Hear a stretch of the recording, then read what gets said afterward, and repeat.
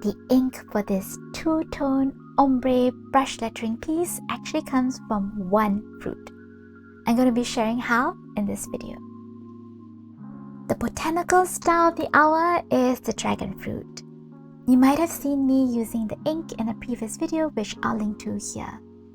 You might also have heard me declaring my love for natural inks, and I'm going to give you another reason why you should also love natural inks.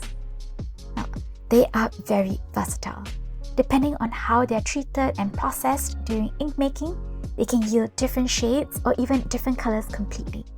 Now let's look at Dragonfruit ink. Depending on whether your modifier is acidic or alkaline, you get different shades. Like, I dipped a vinegar-soaked paper into the ink, you will get a brighter pink.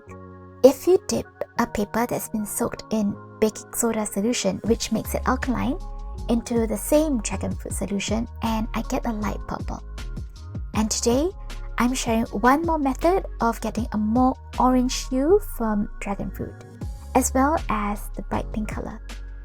So let's get started on the process of our ink making. Now cut the Dragonfruit and separate the peel from the flesh. To get the bright, vivid pink from Dragonfruit, there are two ways. The first way is from the flesh. No heat is required for this method. Cut the flesh into chunks and place them into the blender. You'll get this Dragonfruit puree. Prepare your filtration setup made up of the filter paper, filter funnel, and a beaker. Pour the puree through and the filter paper will separate the pulp from the juice. You can already see the liquid collecting is a vivid pink. The second way to collect the pink color is through using the peel. Cut the peel into smaller pieces before putting it in a pot of simmering water so that it maximizes the surface area that is in contact with the water. However, don't put in too much water because we're trying to get the color to be as concentrated as possible without having to heat the solution for too long. Around the 10-minute mark should be good so that you still retain the bright pink hue. Now leave the peels aside. Same thing. Prepare your filtration setup made up of filter paper, filter funnel, and a beaker. Pour the solution through so that the flesh and the seeds are separated from the dye. Also, please don't be like me. Please protect your table surface in case of spills.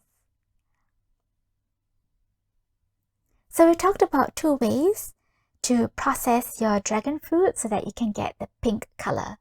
How to get the more orange colored dyed solution?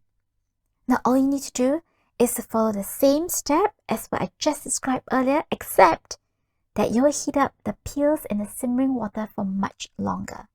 Here's what the solution looks like after I had the peels in a pot of boiling water for about an hour. You can see that the dye is a lot more orange than pink. Once you get the orange hue and a concentrated color, turn off your stove. Remove the peels and pour the dye solution through a filter into a beaker. Now, this solution is going to be quite syrupy, so filtering will take some time.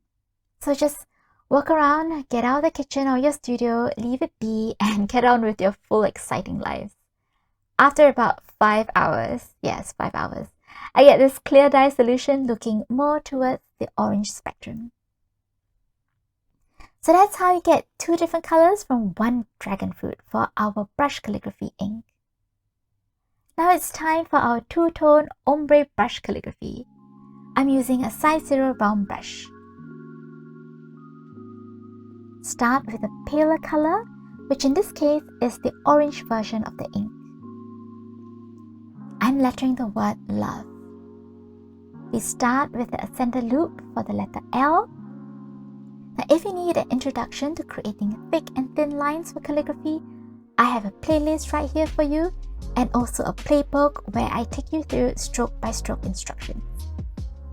As I create the exit stroke, it is an upstroke with a lesser brush pressure, so I get a thinner line. I put greater pressure on the brush so that it forms a thicker line.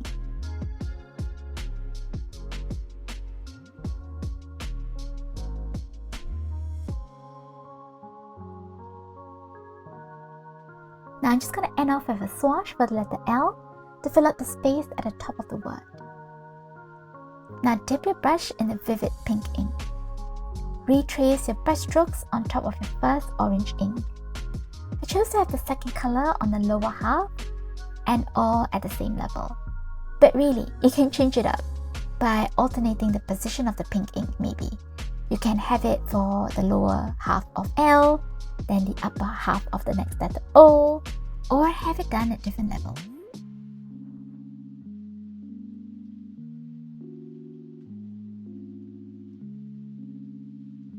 I couldn't get the camera to focus close up, but I do want to share something interesting with you.